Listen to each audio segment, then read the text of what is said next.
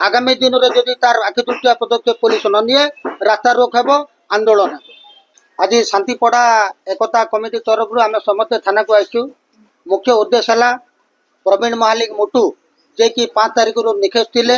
आज 10-12 दिन हो गले कौन तदंत आखि दृष्टिया होनी। से पुलिस प्रशासन को आम निवेदन करूँ अति शीघ्र हत्याकारी को गिरफ्त करा जाऊ, दोषी को दंड मिलू। आउ आम जहाँ देखिलु रिपोर्ट परिवार रिपोर्ट अनुसार डॉक्टर रिपोर्ट कौन तालमेल नहीं, ता ऊपर भी तर्जमा करा जाऊ। आज आम शांतिपूर्ण हिसाब से आसीचु। यही खबरटा आपण एसपी महाशय को दिंतु, एडीपीओ को जहाँ देवा कथा दिंतु। आगामी दिन में रास्ता रोक हेब।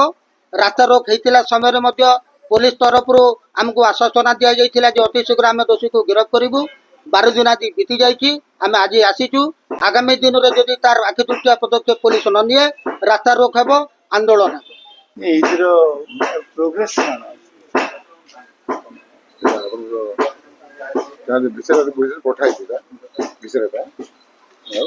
गोटे कथा सर आपण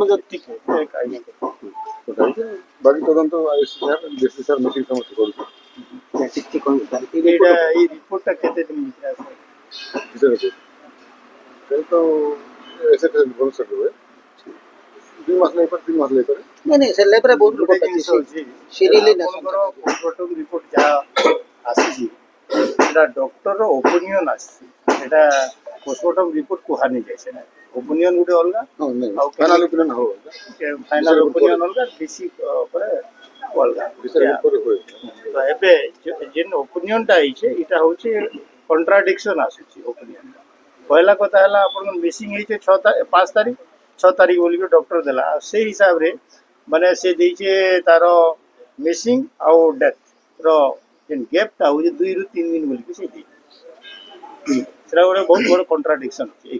2 नंबर जिनसा से जेन ओपिनियन देला जे पाने बुड़ी कर मला बट सेने से कहि देला जे जब तक तामने केमिकल एनालिसिस रिपोर्ट नहीं आसो तब तक तामने हमें माने फाइंडिंग टा क्लियर नहीं हुए।